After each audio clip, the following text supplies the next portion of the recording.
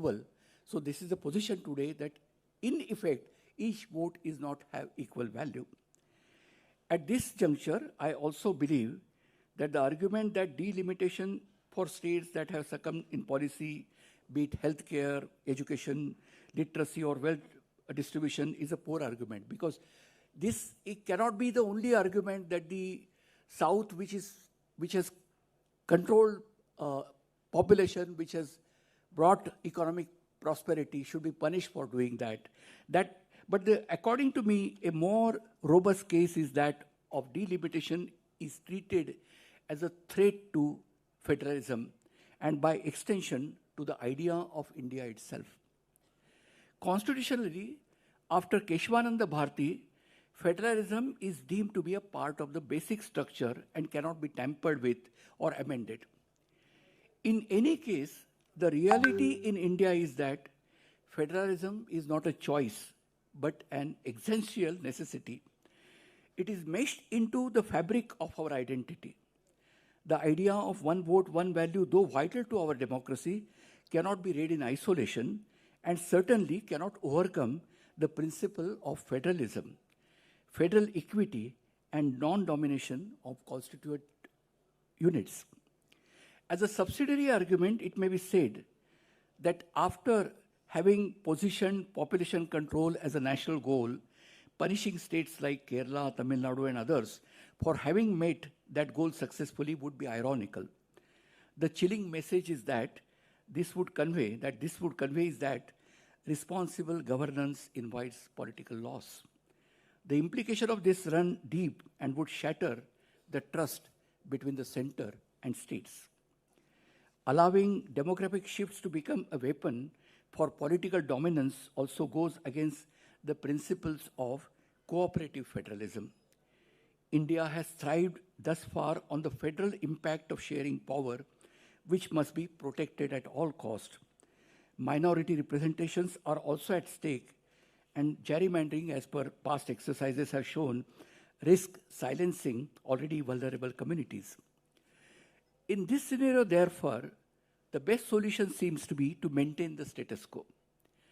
We maintained it for 50 years, maintain it for another 20 or 25 years, and give the states a chance to improve their healthcare, their population control policies. And then, so what we have done for 50 years should be continued at least for specific period. So this act is not as if North, South, or better still North or North Hindi Compact was written. So what is suggested by one of the leading writers, Mr. Yogendra Yadav, read this as embodied in Constitution. This divide of North, South, Hindi, non-Hindi, read this as is a part of the Constitution. And the Constitution wanted to protect federalism, and this could be a base for extension of the free speech continued for more than 50 years. So meanwhile, recognizing that imbalance exists, instead of rushing into census-based reallocation, perhaps we could commence a national dialogue involving all stakeholders to understand how delimitation will impact them. The idea of all stakeholders is significant because the fate of reservation of seats for women is also at stake. So what would happen to women's reservation after delimitation is also a question to be answered. So this issue will have to be addressed at the discussion, which should take place between all stakeholders. Given all this complexity, this time not for the haste, but for political wisdom and seeking and obtaining broad consensus.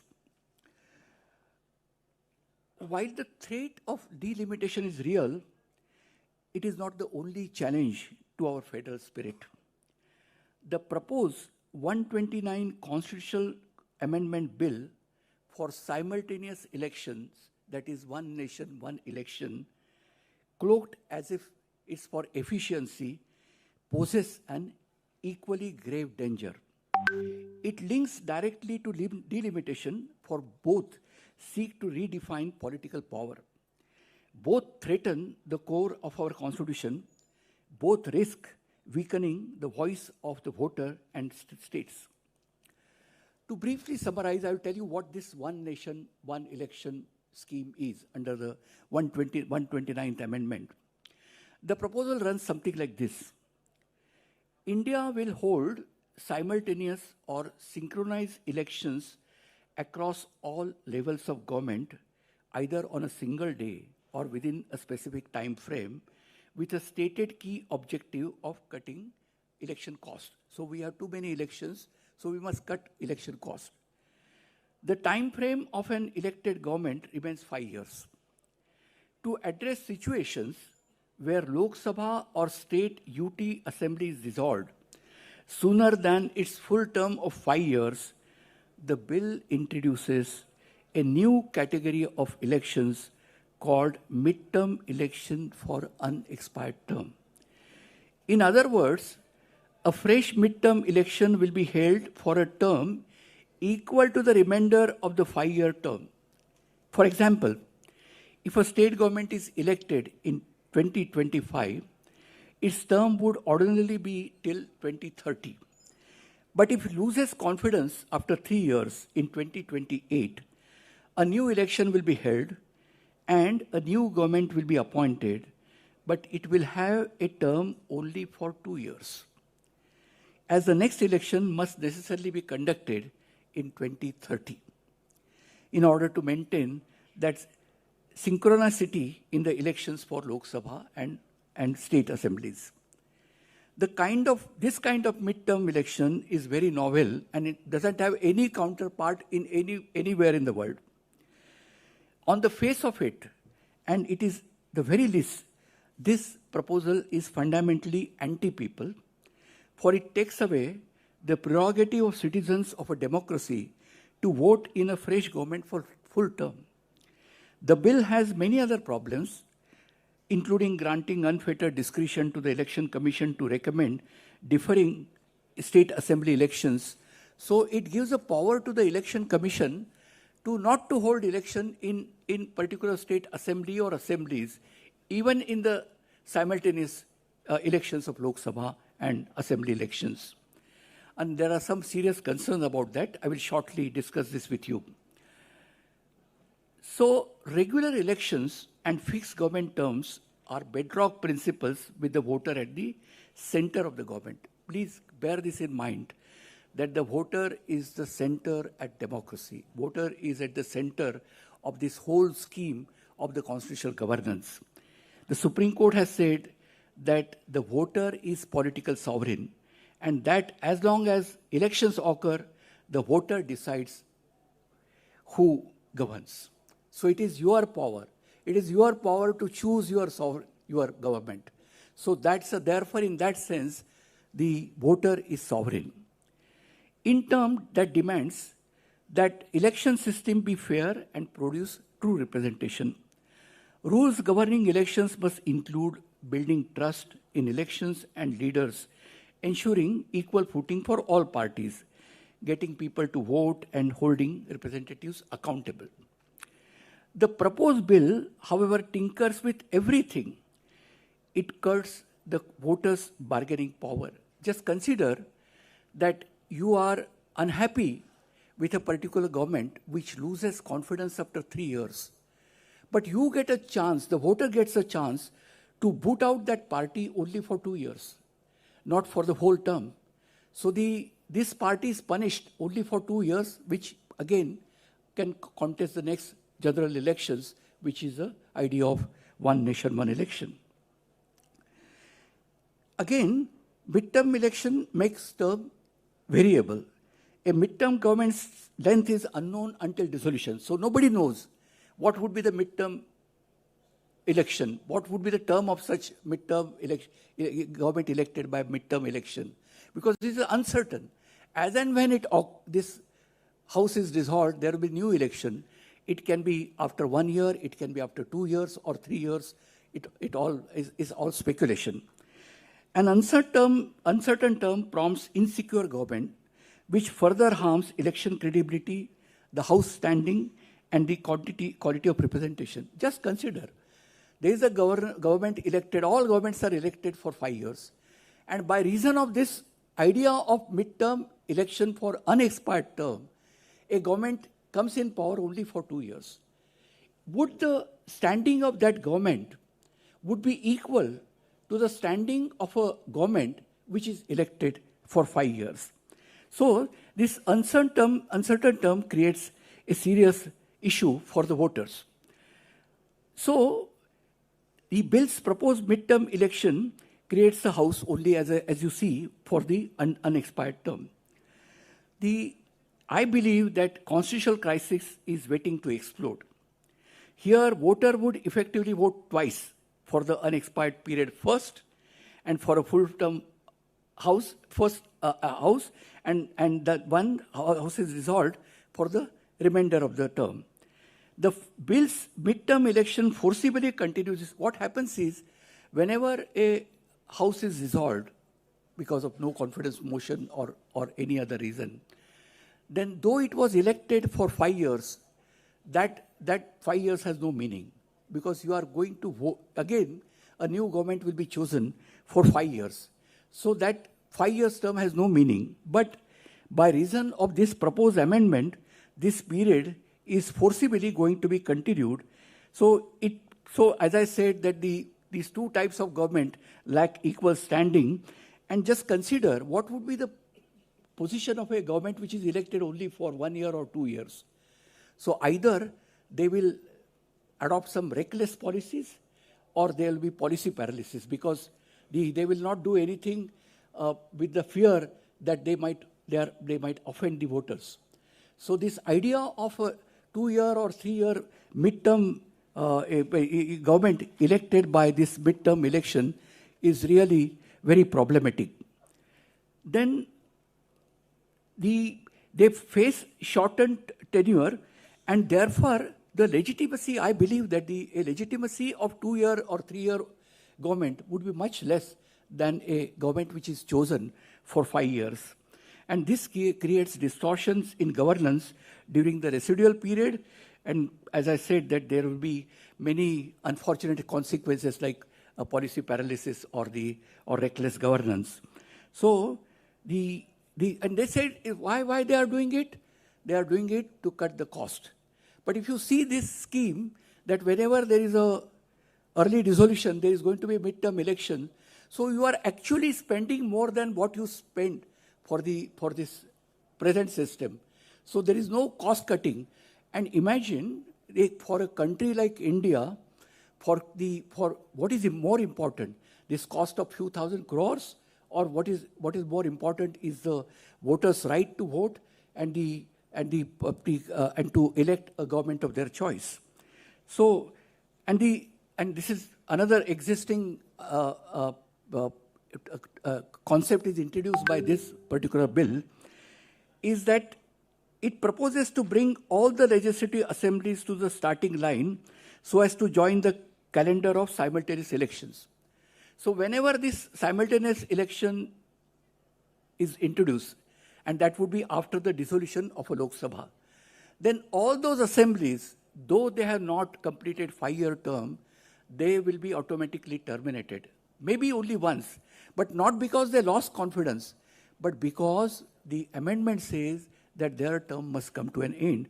And according to me, this en masse derogation of legislative assemblies, even though one time, is a direct assault on principle of federalism, and is unworkable for precisely this reason. The bill, as I said, also empowers the Election Commission to defer election of any legislative assembly to a date of its own choosing, if it believes, and I'm quoting the words from the amendment, that the elections to any legislative assembly cannot be conducted along with the general election to the House of People. No guidance is offered for this endeavor. What are the guidelines for the Election Commission as to whether, in what circumstances he can defer the election of a particular assembly? There is no such guidance.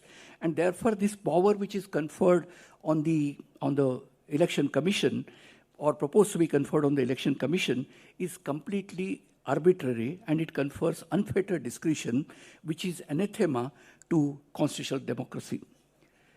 In a separate but equally concerning matter, and I want to end this with, because this is a recent controversy, as the law presently stands, the government of the day has an effective veto in making appointments to the Election Commission.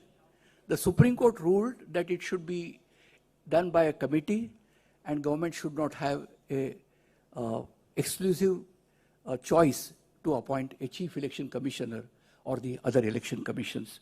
Now that the Supreme Court judgment of a constitutional bench was nullified by passing a law which stands today, which gives power to or majority to the government to appoint people of their choice.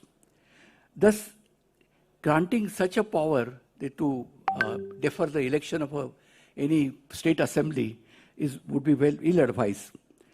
And we must not lose sight of the fact that Election Commission performs the role of a referee or an umpire. I want to tell this election. I saw that press conference of the Election Commission, and I was stunned by the tone and tenor of those officials. So they are supposed to be referee and an umpire. The office of the Election Commission ought to inspire confidence in the government of the day and the opposition alike. Both should have belief in this Election Commission because it acts as a referee. So unfortunately, the office is devalued and is brought in disrepute because of the actions by those who occupy it.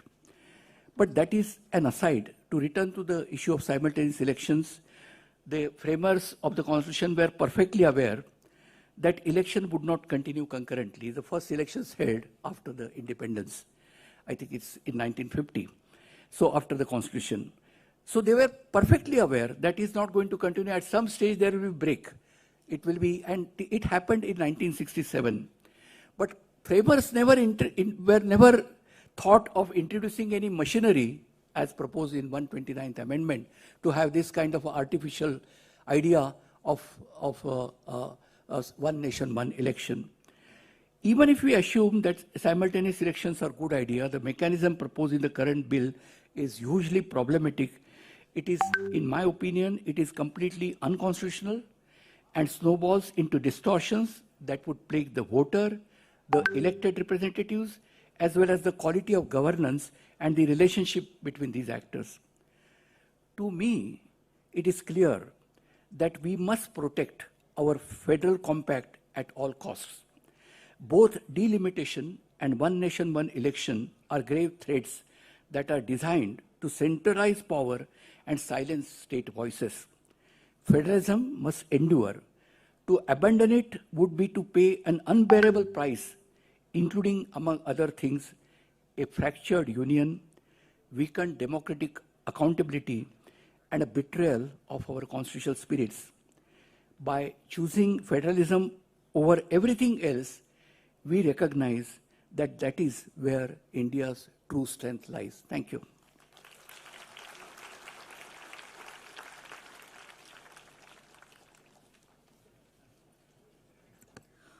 We thank the former Chief Justice of Madras High Court and Delhi High Court, Honorable Justice Thiru A.P. Shah avargal, for sharing his profound insights. சிறப்புரையாற்றிய மாண்புமிகு நிதியரசர் திரு A.P. Shah அவர்களுக்கு மனமார்ந்த நன்றிகளை தெரிவித்துக் கொள்கின்றோம். அடுத்து நம்மிடையே உரையாற்ற இருக்கும் சிறப்பு விருந்தினர் ஹார்வர்ட் பல்கலைக்கழகத்தில் முனைவர் பட்டம் பெற்ற சட்ட அறிஞர் மற்றும் அரசமைப்பு நிபுணர், போபாலில் உள்ள தேசிய நீதித்துறை அகாடமியின் முன்னாள் இயக்குனர் மற்றும் பெங்களூரில் உள்ள தேசிய சட்ட பல்கலைக்கழகத்தின் முன்னாள் இயக்குநராக பணியாற்றியவர்.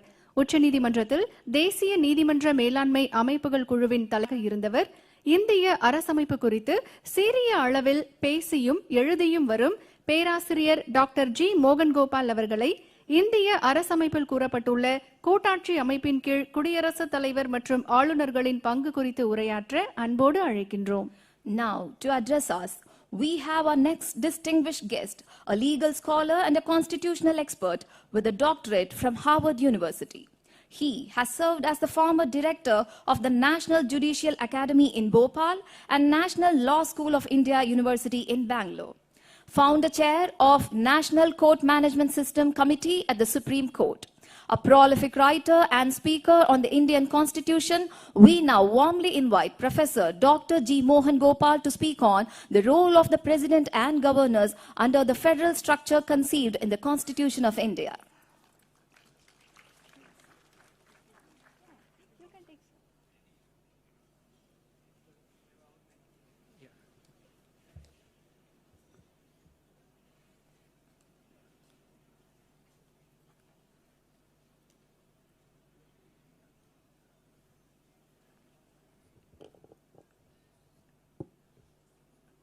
respected Justice Kurian Joseph, the chair for this session, respected Justice Shah, Mr. Shetty, Professor Sir, and all the distinguished friends and colleagues who have gathered here. More importantly, all the young people. Usually we feel quite disappointed that most of the meetings we go to consist of older people like me and very few young people. That's a big comment we get. Now we have a very good representation of young people. And I think we're happy to see that.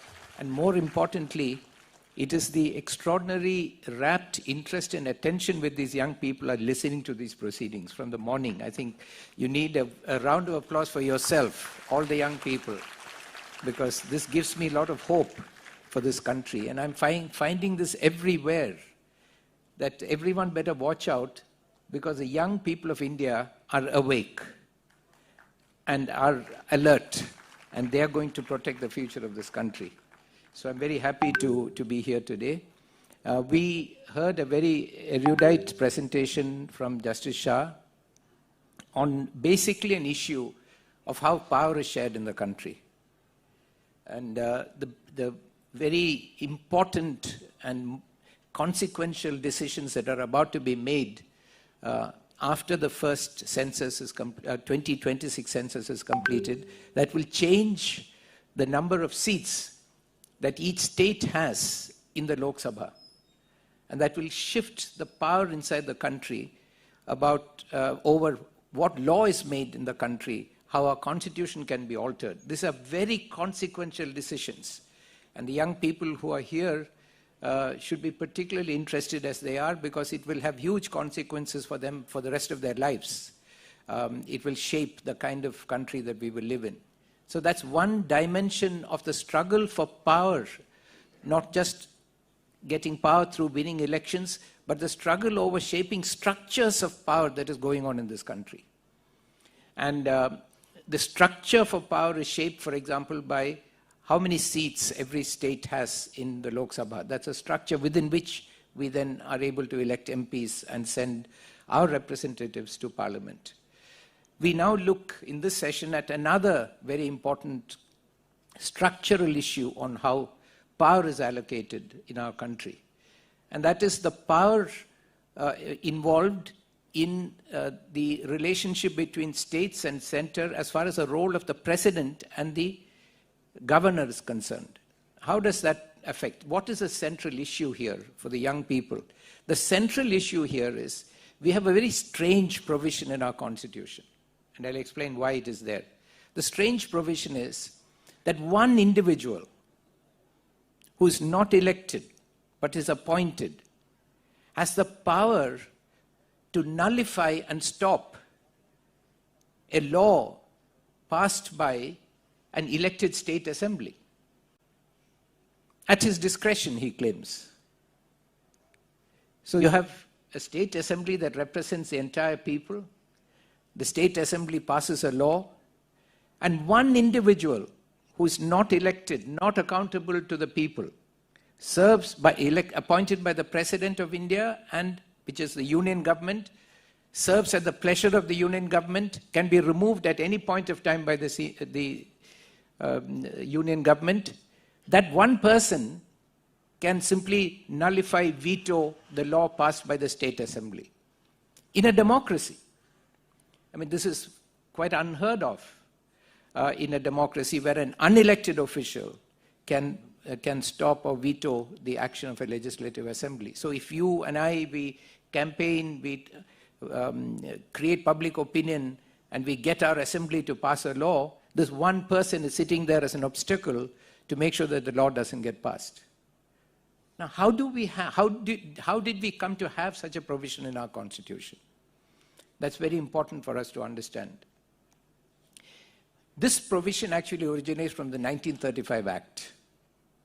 The 1935 Government of India Act, which was the last sort of governance framework put in place by the British before independence, before we got independence from them. The Government of India Act 1935 said that the king will appoint a governor general, and the king will appoint a governor for every state. And these provisions and each of them will have a council of ministers, which will be elected partially. Ministers will be selected by the governor or governor general, but there will be assemblies, legislative assemblies that would have been elected from a very limited electorate, not one person, one vote. Basically, the powerful people in the country would elect them. And when even that legislature passes something, then the governor general or the governor has the right. The British governor general or the British governor have the right to veto that and say, no, we will not accept that. That's not something unexpected in a colonial constitution. But how did this get put into our constitution without any change? And we are still living with it. Here we must recognize a couple of things. One is that there was a disagreement at the time of independence, very important disagreement between two groups of people.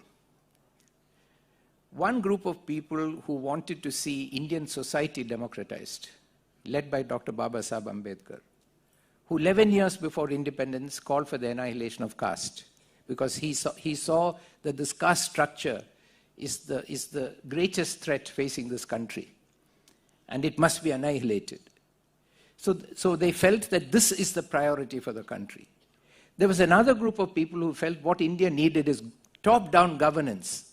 Clever people, educated people, wise people, they will decide what is good for the country. They lay down policies, and they will get some legitimacy from some type of expectation, from some type of electoral process. But they must run the country. And they felt that this democracy of one person, one vote will result in anarchy. These illiterate, uneducated masses are not capable of making law and making decisions, so they have to be restrained. There will be anarchy. They are centrifugal. They will flee this country. They will break away from this country, so they have to be kept together. And for that we need a strong center.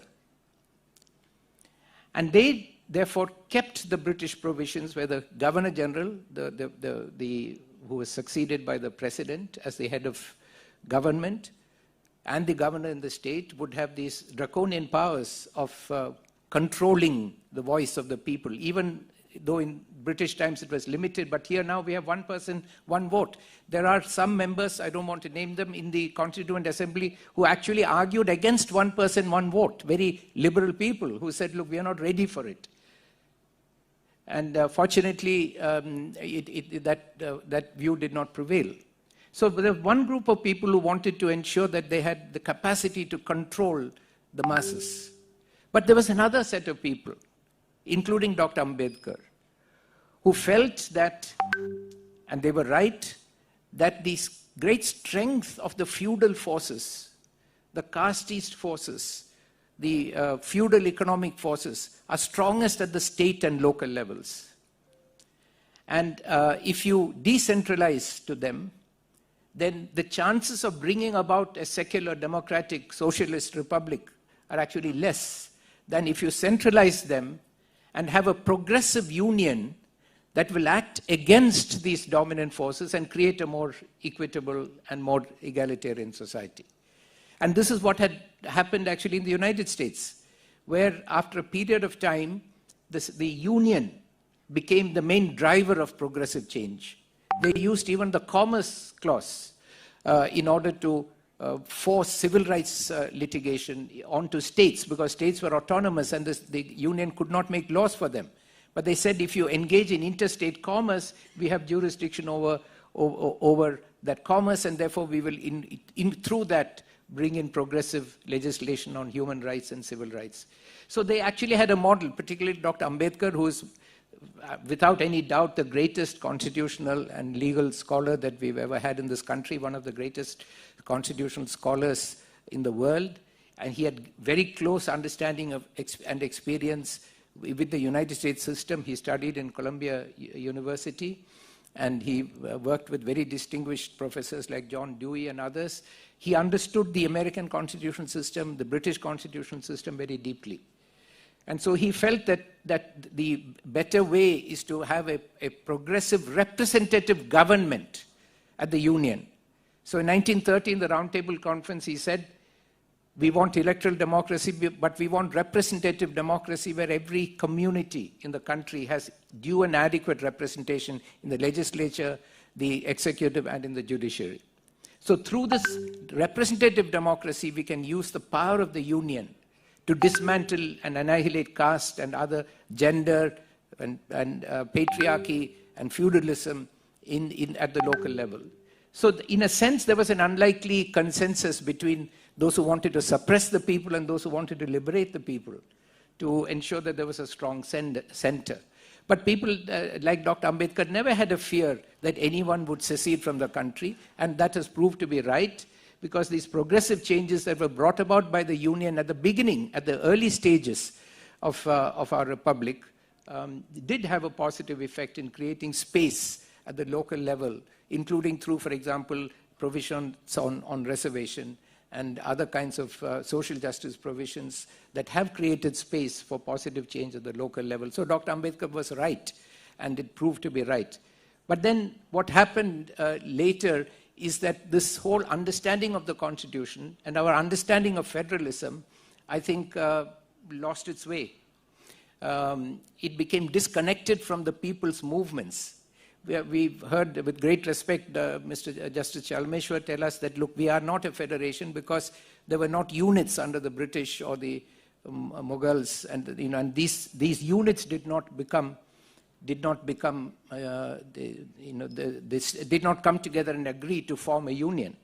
But I'd like to argue, look, I was born in the United State of Travancore and Cochin. Justice Chalmeshwar said he was born in Madras province. I was born in a state, in a princely state. We had never had, other than some people from the Tamil areas, and we consider that we are all the same culture. So we never had anyone from outside this broader Tamil Kerala culture rule that part of the country ever. The first time that someone from outside that area ruled us, ironically, was on August 15th, 1947, when we became part of India.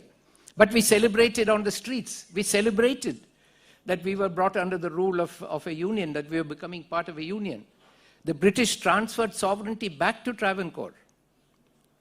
And the Travancore Maharaja and government were given the option to become an independent country, and they wanted to do that. And they wanted actually to bring in an American style, constitution that will have a very strong executive and very weak democratic institutions. And including Mr. Thomas Isaac, a very distinguished leader from our state is here, and he knows better than me. He comes from that area, from that district. But one of the reasons behind the famous Punapravaila revolt was actually to ensure that this idea of the Travancore government to become an independent republic and impose an American model of governance on Kerala was stopped, and people died. So if we are part of Travancore, it's not because of VP Menon, it's because of poor people who died in a revolution saying, we want to be part of this union. We don't want to, so they were not centrifugal forces, they were centripetal forces coming together to hold this union together. Right. So the theory that we have to hold India together is really just an excuse for those who want to deny democracy to common people. Now, this provision in the Constitution, which basically has a very important difference, two provisions, one for the president and one for the governor. The president's provision makes it very clear that the president shall be bound by the aid and advice given by the Council of Ministers. The Council of Ministers presents a proposal or a proposed law to the government, to the governor, or the president, sorry, and the president can read it and return it and say, please reconsider. After reconsideration, if it is given back to the president, then the president is bound to assent to it. But that's not the case with the governor. The governor has a chance to simply, if the bill is passed and is presented to the governor, the president can agree, governor can agree, or the governor can simply refuse to agree, refuse to give assent. or if it is repugnant to, in conflict with any central law, the governor is obliged to refer it to the president to make sure that that repugnancy is addressed. So the governor has the provision that the governor is bound by the aid and advice of the Council of Ministers is not there like it is for the president. So that gives a loophole for the governor to argue that I have discretion and to expand that discretion very widely. And what we have seen now in today's context is governors, including in Kerala and in many other states, wherever there is a party that is ruling which is not part of the ruling coalition at the union level, then the governors are becoming very aggressive to assert their discretion, to filter the laws that are passed, to interfere in various institutions in the country. So we've had in Kerala the example where the governor is insisting on putting a picture of Bharat Mata in the Raj Bhavan and in all official functions. And Dr. Isaac's colleagues have strongly protested. They walked out of these functions where the governor is involved and saying, look, this has no place in a secular democracy. But the governor is using his discretion to impose all this on us. He's asking for religious education in schools. He's every day sort of bringing out ideas from his own personal agenda with whatever movements he's involved with. So this discretion is being misused. Now, what is important for us to recognize? This has happened in the past. Under the Congress government also, governors have been appointed, dismissed, manipulated. All kinds of things have happened. Unsavory things have happened. But what is new now is that for the first time in the history of our country, a group of people who are sworn to, in the organization that they belong to, they're pledged to establish another kind of polity, another kind of state, a theocratic rashtra in our country, for which they have to overthrow our constitution, because it cannot coexist with our constitution. Either directly or indirectly, they'll have to overthrow the constitution. And my argument is that in these 10 years, gradually, the constitution has been pushed out effectively from the union and all the states that are ruled by the ruling party of the union. And the constitution is not available in full force, in effective force in any of these states. And so there is the constitution is dying in our country. It's dying in our country. And it's alive in Tamil Nadu, it is alive in Kerala, but the places where it's alive is still very, very, very, very rare. And I do want to pay on behalf of all the people in this country. I'm no one to speak on their behalf, I'm only one of them. But I feel I'm speaking on behalf of a big section of the country when I want to pay tribute to Tamil Nadu for being on the forefront of the defense of secularism and democracy in this country. And that is not surprising, because what I would like to suggest is that we respond to this crisis by understanding our federalism in a different way and in a new way. We must understand the unit. I said, I'm from Travancore. Now, this Tamil culture, the Malayali culture, these are the units that constitute India. Not the units created by a Mughal or a British or someone else. They are not the units. We are ancient people, ancient populations, with our culture and our language. And Article 29 says distinct language, script or culture. Those are groups with distinct language, script or culture, distinct religions, distinct beliefs, distinct traditions. They are the units that constitute this union of India. And we cannot say this is not a federation, because a federation means the Latin word federare means actually to ally, come together. These groups, these social groups have come together to create this union. And a union means a relationship between units.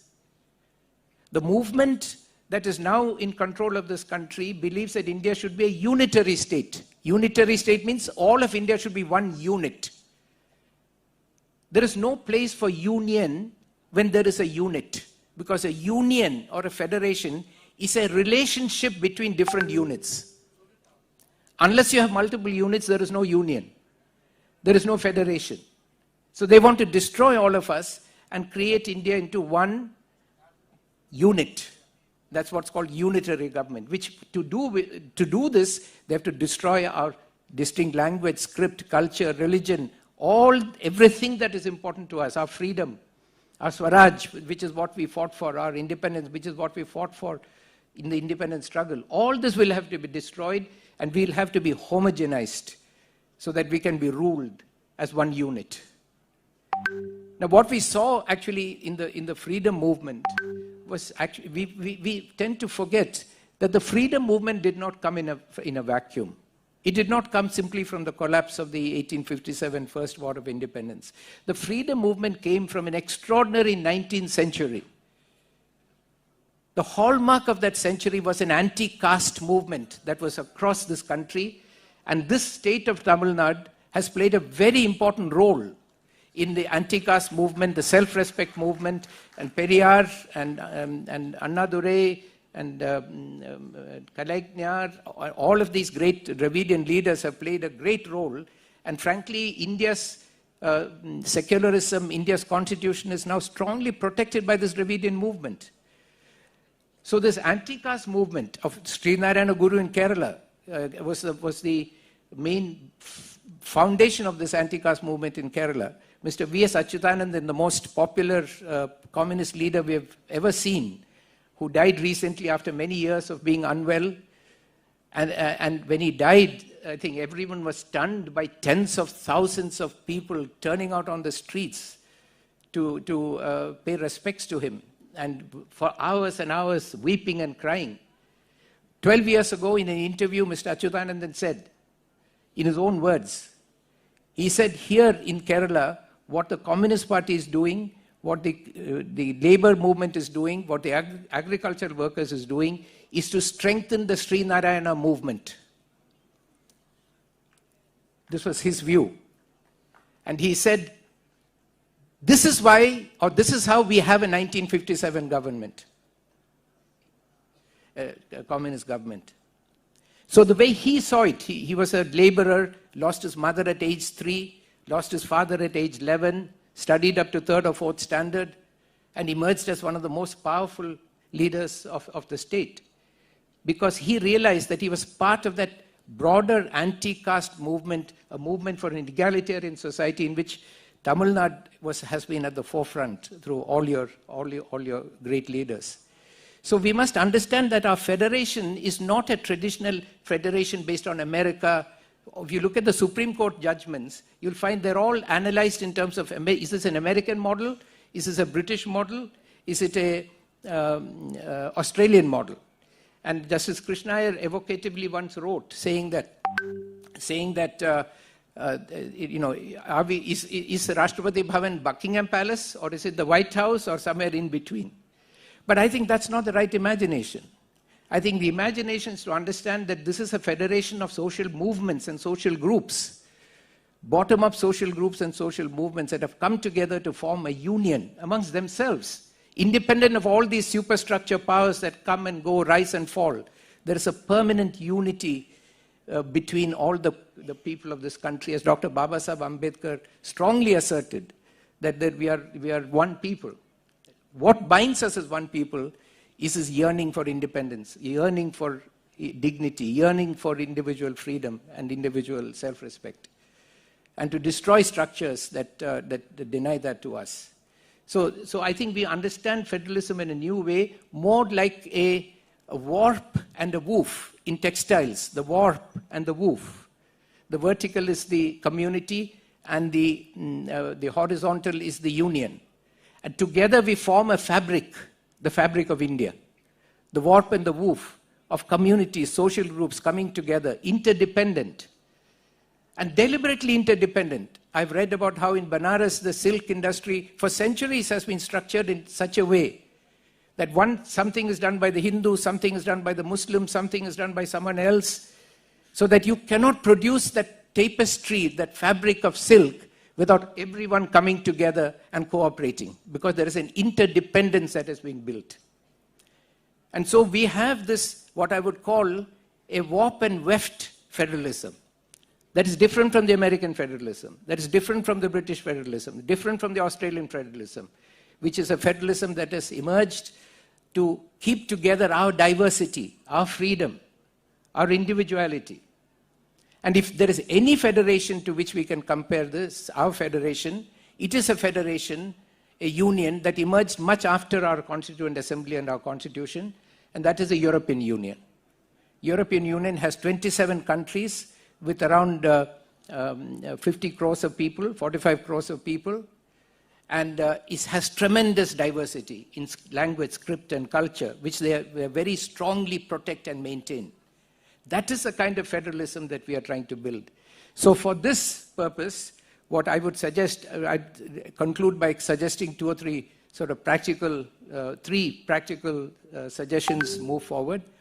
One is that we must start to reconceive the nature of federalism. And I think Justice Kurian Joseph is an ideal person who has a very broad social vision and a much broader vision of what goes on in this country, connected to the grassroots of this country, to think of how we can start to think of our federalism in a different way, not just as American, British, or Australian federalism, but as I said, as a this woof and warp federalism, where we are coming together in interdependence. The people, the common people, a bottom-up federalism that we want. So rethink that concept and put forward a new, more democratic concept of federalism, and assert strongly, as the Supreme Court has asserted many times, that we are, without any doubts or qualifications, we are a federation, we are a federal nation, and we must protect and preserve this federal structure of the Constitution. There should be no doubt about it, number one. Number two, I would suggest that you may want to, Tamil Nadu and other states, Mr. Isaac is here, may want to consider unilaterally, on a non-binding way, for the government and the assembly to come together and issue a code of conduct for the governor. What the governor should do within the Constitution. So for that, I'll just read out to you, Justice Krishna here has drawn what I won't call the Lakshman Rekha, I'll call the Krishna Rekha on what the government should do. I'll just read it out. He says, in the very famous 50-year-old Supreme Court decision, 7-judge bench, still the controlling law on the subject, called Samsher Singh versus State of Punjab, 1974. I'll just read a short paragraph with your permission from that.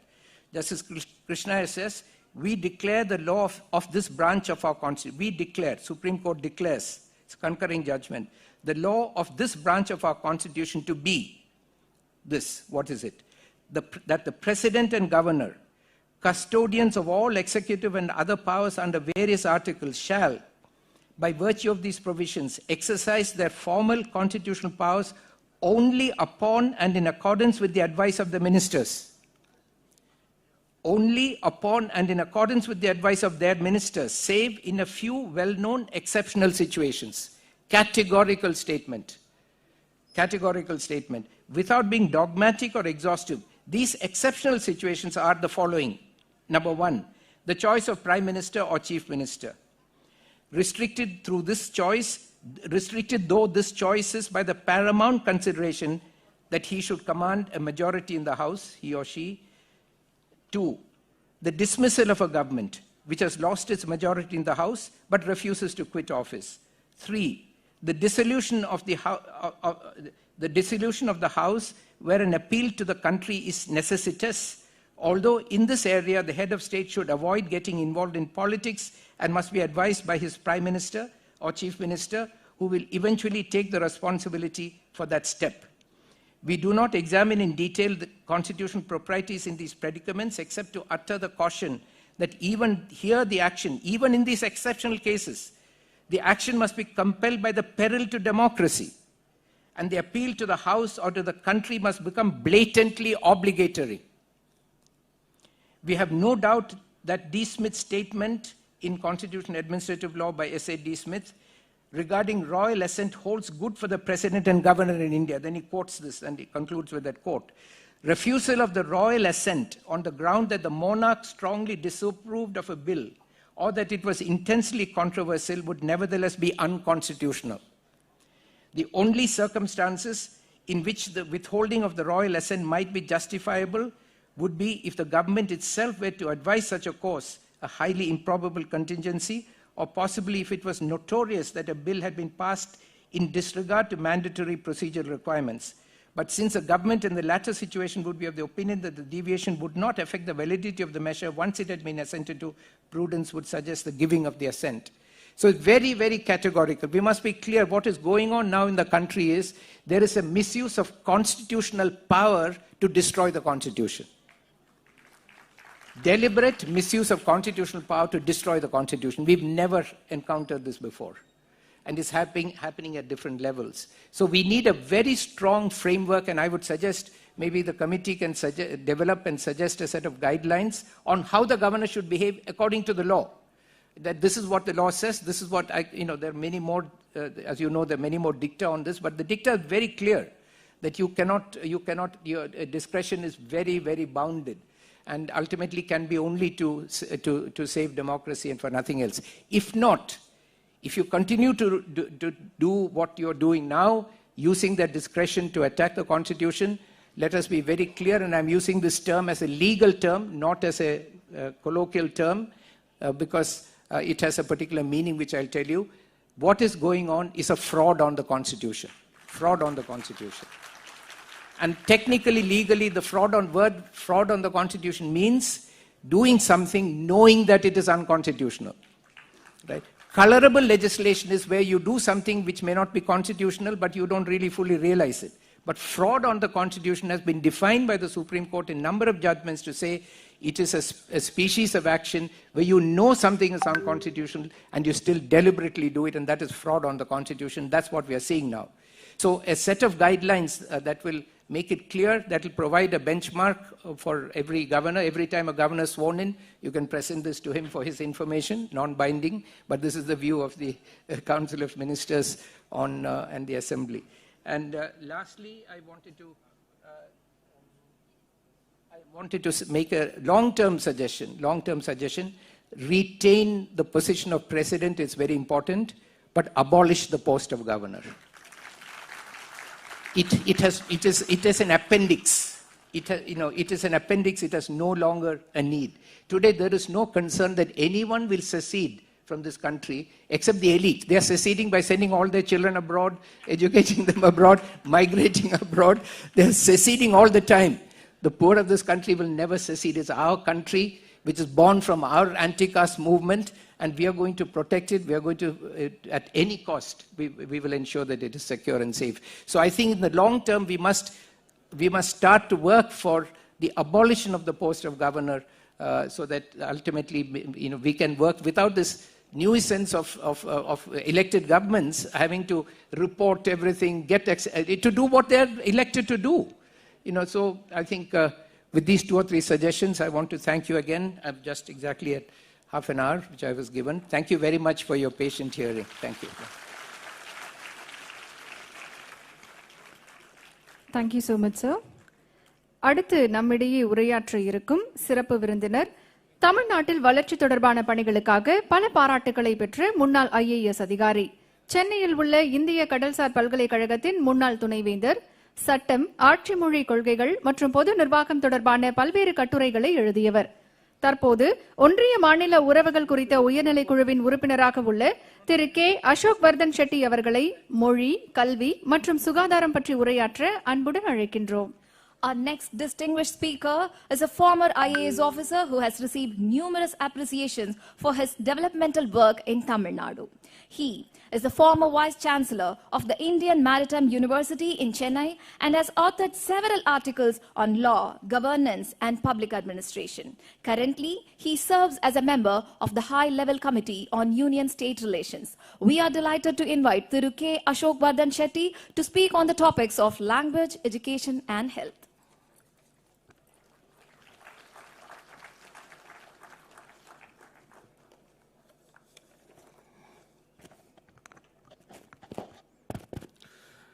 I've been given the daunting prospect of speaking on 3 vast subjects: language, education, and health, in the space of 30 minutes, just before lunch.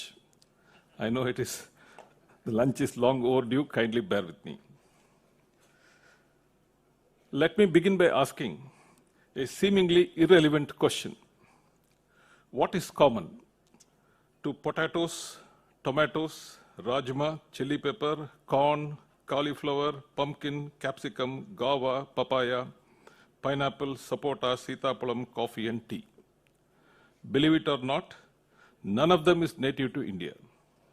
All of them were introduced within the last 200 to 400 years by the Portuguese, the British, or the Dutch. Can you imagine Indian cuisine, culture, or agriculture without these things today?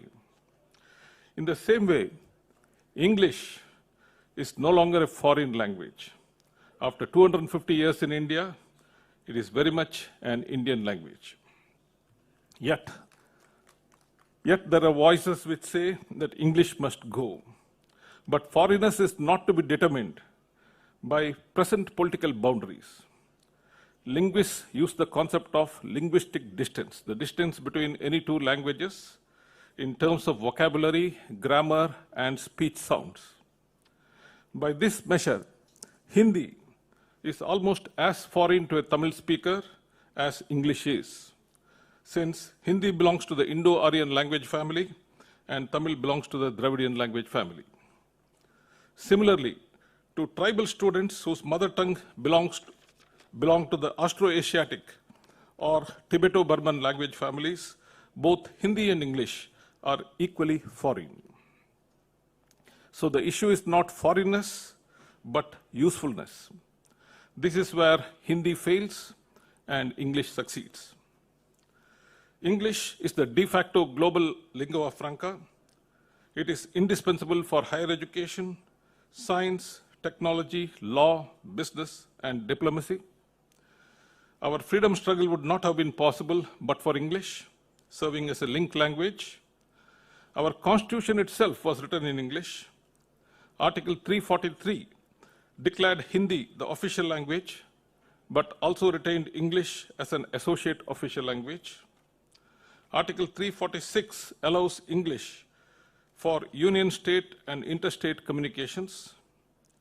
Article 348 provides that the language of the Supreme Court and the High Courts shall be English. It further declares that the authoritative texts of all bills, acts, ordinances, and rules framed by the Parliament and state legislatures shall be in English. But all this only as long as the Parliament decides otherwise, and therein lies the danger.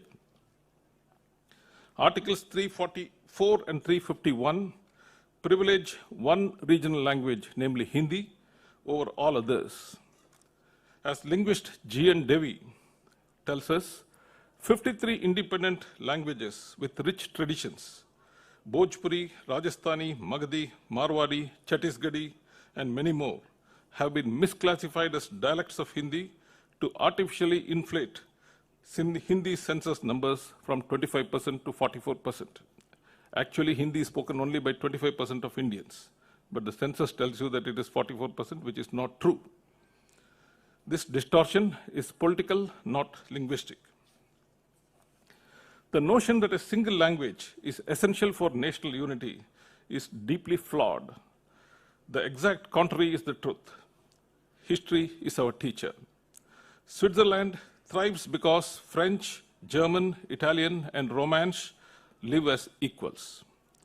Canada holds together because English and French share the crown.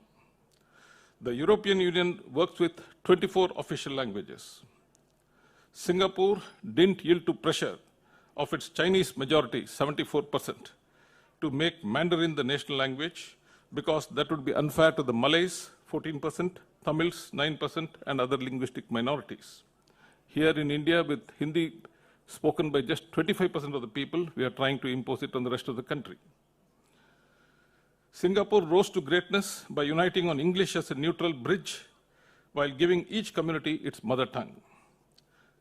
In contrast, Soviet Union, which forced Russian language into unwilling throats, collapsed not from without, but from within. This was one of the reasons for the collapse of the Soviet Union. Many people are not aware of it. And Pakistan, which tried imposing Urdu as the sole national language, alienated Bengalis, leading to the creation of Bangladesh. Ireland tried its native Gaelic and English as joint official languages, the way we are trying Hindi and English. But Ireland soon found that Gaelic could not cope with the needs of modern life. It has now switched almost entirely to English. The lesson is clear. Accommodation builds cohesion. Compulsion breeds division. India will not be united because every man speaks the same language. India will be united because every man is free to speak his own language. Today, once again, there are attempts to impose Hindi or Sanskrit as a third language by stealth. The so-called three-language formula has existed since 1968, except in Tamil Nadu. Yet, the 2011 census reveals that only 7% of Indians are trilingual. What's the point of having a three-language formula for 43 years if at the end of it only 7% of Indians can speak three languages?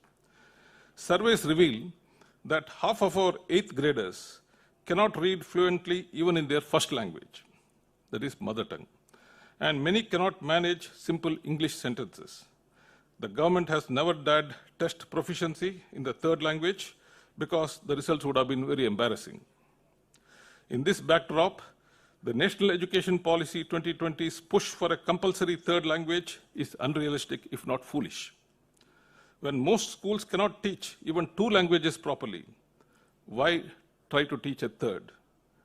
It not only imposes greater cognitive burden on the students, but also imposes avoidable financial burden on the state.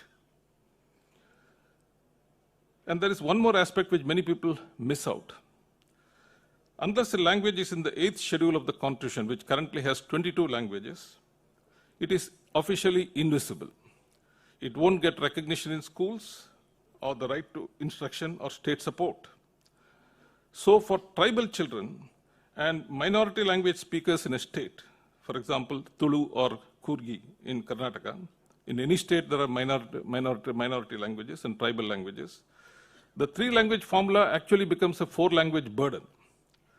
Their mother tongue, no classroom support, the state's regional language, often the medium of instruction, Hindi or Sanskrit, and English. Isn't this a recipe for academic failure rather than empowerment? In this digital age, a third language no longer requires classroom instruction. With apps and AI tutors, languages can be picked up voluntarily, driven by interest and life needs. What schools must ensure is strong literacy in mother tongue and English. These two alone can provide both identity and opportunity. Census 2011 further exposes the futility of Hindi imposition. These are very interesting statistics. 63% of Indians, according to Census 2011, have never left their birthplace. 85% remain within their district. 95% never migrate out of their state. And as you know, jobs are concentrated in the south and west and Delhi. So mostly the migration is from the Hindi belt towards these areas, not the reverse. So when only 25% of Indians speak Hindi and 95% of the people don't move out of their states, what is the need for a lingua franca when English is already doing the job? So what's the way forward? 1, stop misclassifying the 53 independent languages and dialects as dialects of Hindi and show the correct figure for Hindi. 2, expand the 8th schedule to automatically include all languages with more than 10 lakh speakers, 1 million speakers. You will then, the number of languages in the 8th schedule will then go up from 22 to 55. You may think 55 is too much. No, but in a country with 780 languages, 55 is nothing. Then 33 more languages, including English, will be added to the 8th schedule. Amend Article 343 to make all the 8th schedule languages official languages of the Union, not just English and Hindi and English as now, all the 55 languages, because that's what the EU is doing, European Union is doing. All the 24 languages have been made the official languages. Amend Article 348 to entrench English in higher judiciary and legislation. Amend Article 346 to entrench English as permanent interstate and union state linked language. delete Article 344 and amend Article 351 to promote all 8 scheduled languages equally, not just Hindi. Adopt bilingual education policy, mother tongue plus English, scrap the 3-language formula. Our constitution is a wonderful document, but there's one part in it which is bad, or rather shoddy, and that is part 17 dealing with official language. And this part of the constitution, part 17 of the constitution, requires complete overhaul, in my opinion. Ladies and gentlemen, before turning to the issues of education and health, let me recall the wisdom of 2 great leaders from Tamil Nadu. In 1967, Dr. C. N. Annadurai, Chief Minister of Tamil Nadu, said, "I want the Union to be strong enough to maintain the sovereignty and integrity of India. All the powers needed to make the Union responsible for the safety of this country ought to be with the Union. But that does not mean that the Union, in order to safeguard India from Pakistanis or the Chinese, should think of having a health department here. In what way does that strengthen the sovereignty of India? Should they have an education department here? In what way does that improve the fighting capacity of the military personnel there?" A generation earlier, Thiru K. Santanam, member of the Constituent Assembly, had observed, "A strong center is indispensable if India is not to disintegrate. But I do not agree with those who equate strength with the range of formal constitutional powers. By taking upon itself too many obligations in relation to the vast population spread over the length and breadth of India, the center will become incurably weak. It's only by concentrating on essential all India matters while giving complete autonomy to the states in the rest that the parliament and the central government can be really strong." Those who have been in management and government know there's a funda called span of control. There's only a certain number of things that you can effectively do. Or if you put too many things on your plate and eat all of them, you will suffer from indigestion. The strongest case for decentralization rests on the principle of subsidiarity. Decisions should be taken at the lowest level of governance capable of handling them. What panchayats or municipalities can manage should not be escalated to states. And what states can handle should not be usurped by the union. Yet, India reverses this logic. What is a port? Nothing but a glorified goods yard, lorry goods yard. Shanghai Port, which is much bigger than Chennai Port, is run by the Shanghai Municipal Corporation. But Chennai Port is run by the union government. Chennai Corporation can easily run it. Massive union ministries exist even for state-list subjects. They duplicate state functions, tie funds to rigid conditions, impose one-size-fits-all centrally sponsored schemes, and micromanage the implementation of schemes. For example, to implement a scheme called PMJSY, Rural Road Scheme, we have to send road-by-road proposals to Government of India. And for implementing the Smart City Mission, we have to send work-by-work proposal to Government of India. This is extremely foolish in my opinion. Remember that Indian states are comparable to European countries. Tamil Nadu and Karnataka can be compared to Germany and France. If the union government refuses to trust states with responsibilities, especially education and health, which by their very nature are local subjects, it is effectively declaring that Indians are less capable of self-governance than Europeans. It's actually an insult when you say states are not capable of doing things well. You are saying in so many words that Indians are unfit and Europeans and others are better. The cost of this mistrust is a democracy deficit. Distant centralized control breeds delay, insensitivity, and weak accountability. True strength lies not in hoarding power at the center, but in empowering states and local bodies. Applied to education, the principle of subsidiarity means schools, colleges, and universities are best governed by states, while the union focuses on institutions of national importance, advanced research, and setting broad standards. But India has inverted this logic. Can you believe the central government is running schools, colleges, and universities, duplicating state functions and diverting scarce resources from critical areas like research and development?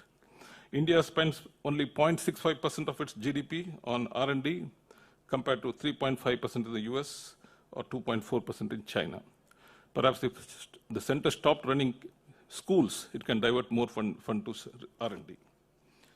Over-centralization, rigid regulation by bodies like the UGC and AICTE have reduced our universities to glorified affiliated colleges. The UGC and AICTE have stopped giving funds long back, but they're giving us plenty of regulations. What began as coordination has degenerated into command and control. And after all this regulation and micromanagement, I can understand if the outcomes are excellent, but they are far from it. According to the India Skills Report 2023, only 43% of Indian students are considered employable. In the Times Higher Education 2025 rankings, no Indian university reached the global top 200. Not even a single Indian university or institution is in the top 200 rankings. Our venerable Indian Institute of Science figures between 200 and 250. JNU is somewhere between 800 and 1000. BITS Pilani is somewhere between 800 and 1000. So that's where our great institutions stand in terms of global rankings. In QS 2025 rankings, only 3 IITs, Delhi, Bombay, and Madras, figure. At the school level, there is a competition called Program for International Student Assessment, which is conducted once in 3 years to compare the standards of international schools across countries. India came 73rd out of 74 countries in the PISA 2009, just above Kyrgyzstan. Luckily, Kyrgyzstan saved us over this one, and has since boycotted all further rounds. Meanwhile, countries like Singapore, Finland, South Korea, and China top the charts. These dismal results show that centralization has not resulted into quality. What is the situation in other federations? In all other federations, United States, Canada, Germany, Australia, the center, the federal government, doesn't run universities, doesn't run schools, doesn't run colleges. They run institutions of advanced research, R&D, but they don't run schools, colleges, and universities. When the Constitution came into force in 1950, entry 11 of the state list placed education firmly under state control, recognizing its deep ties to language, culture, and local realities. The Union's role was narrow. Entries 63 to 68 of the Constitution of the Union list allowed it to manage institutions of national importance and coordinate minimum standards. The balance was clear. States would govern, the Union would coordinate. When the Constitution first was enacted, they followed the international model. Education was with the states. The Union was supposed to only coordinate. The equilibrium collapsed in 1976 when the 42nd Amendment shifted education to the concurrent list. Parliament gained overriding authority, justified in the name of national integration, but in truth, weakening states.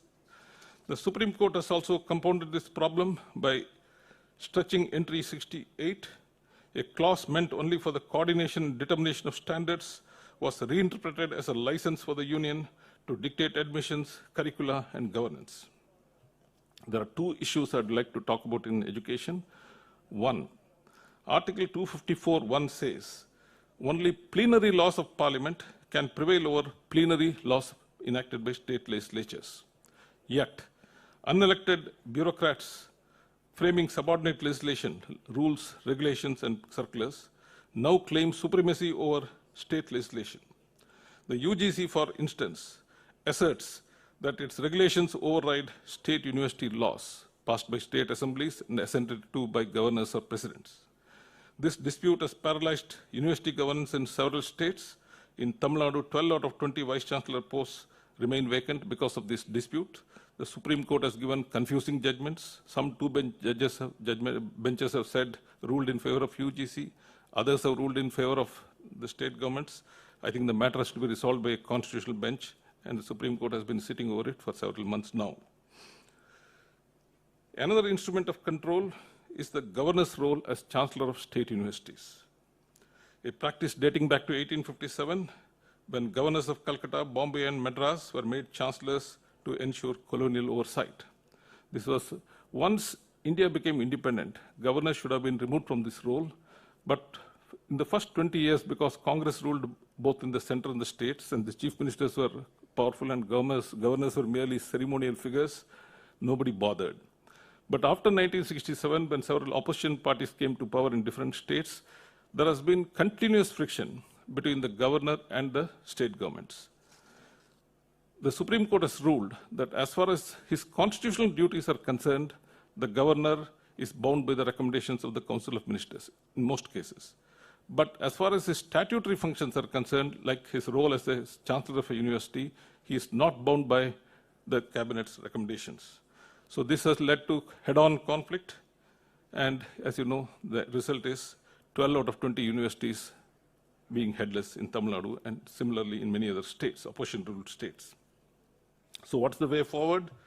Restore education to the state list by reversing the 42nd Amendment, judicial reinterpretation of entry 66 to restrict it to broad minimum standards, not state regulation of state universities, replace tight grants with flexible block funding, restructure regulators like UGC and AICTI into federal councils, abolish governor as chancellor of state universities.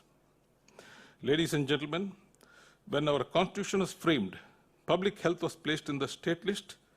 The framers understood that health is local, epidemics vary, cultural practices differ, and patients' needs change across regions.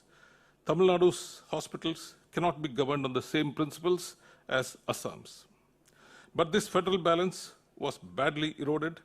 The 42nd Amendment of 1976 moved education, including medical education, into the concurrent list. A domain once reserved for states became shared with the union.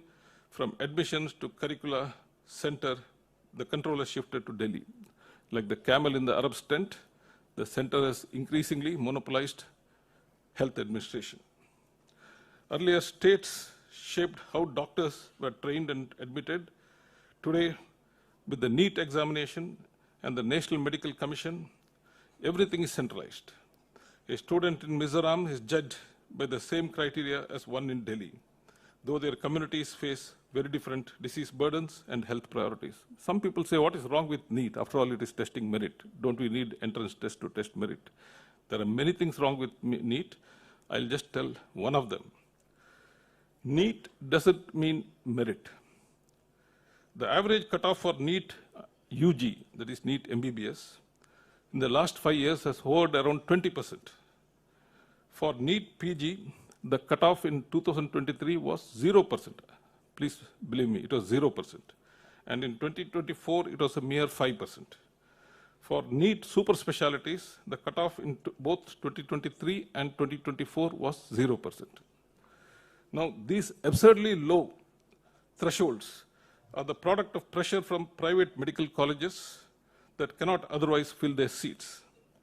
What is the point of forcing students through a brutal high-stakes exam if the bar is then set so low? The damage is real. Higher secondary students neglect their school curriculum for NEET coaching. MBBS students neglect clinical skills to cram for NEET PG, which tests theory but ignores bedside ability. And in NEET super specialties, Supreme Court said reservation should not be there because it is super specialty, but the cutoff mark is 0 even for NEET PG. Even more striking, and I think not enough people are talking about this, the Supreme Court has actually helped in this, aided and abetted in this creeping centralization. And one classic example is regarding the All India quota in medical seats. In 1984, Pradeep Jain case, the Supreme Court said 15% of MBBS seats in state medical colleges should be set apart for All India quota to promote national integration and interstate mobility. Okay, we can accept 15%. In 2017, Dinesh Singh Chauhan case, Supreme Court extended the All India quota in postgraduate seats in state medical colleges to 50%. That's asking for too much. And in 2020, Tamil Nadu Medical Officers Association case, the Supreme Court mandated that 100% of the super specialty states should be earmarked for All India quota. Now a state sets up PG seats, PG departments, super specialty departments with considerable expense, and then the Supreme Court comes in and says 50% of these seats or 100% of the seats should be earmarked for All India quota. This is unacceptable. The consequences are troubling. States that invest heavily in medical institutions lose control over large chunks of seats, while under-investing states reap disproportionate benefits. Local language doctors decline, undermining rural and primary health care. If 100% of your seats are taken by outsiders, who is going to work in your primary health center and who is going to work in your rural areas? If states cannot retain the fruits of their own investment, why would they be motivated to build new medical colleges? Why should government of Tamil Nadu start new super specialties or new PG courses if Tamil Nadu students can get admission? And BREs, and I'm nothing against BREs or ODIs, but I'm just saying if BREs and ODIs are going to come and study, and we are going to spend our taxpayers' money to set up these facilities. A fairer model is needed. All India quota should be capped at 15% across all levels. This would balance national mobility with respect for state investment and local health priorities. So these are some of the centralizing aspects, and lessons from abroad are similar as in the case of education. In Canada, the union sets only broad principles. The provinces run all the health programs. In Australia, the union and states negotiate funding through health reform agreements. In Germany, health institutions are co-governed by the center and the states. In the United States, health delivery is largely through states. So everywhere, in all other federations, there is only national oversight, but the states are free to implement health programs. So what are the pathways to reform? Medical education, along with the rest of the education, should be brought back to state list. Supreme Court should stop interpreting Entry 66 broadly. It should be restricted only to enforcement of minimum standards. Government of India should replace tied schemes with block grants. And the National Medical Commission, which has been set up, states barely have any representation in it, though hospitals and dispensaries are state subjects. At least I would recommend that at least 75% of the members of the National Medical Commission should be drawn from states. Thank you. And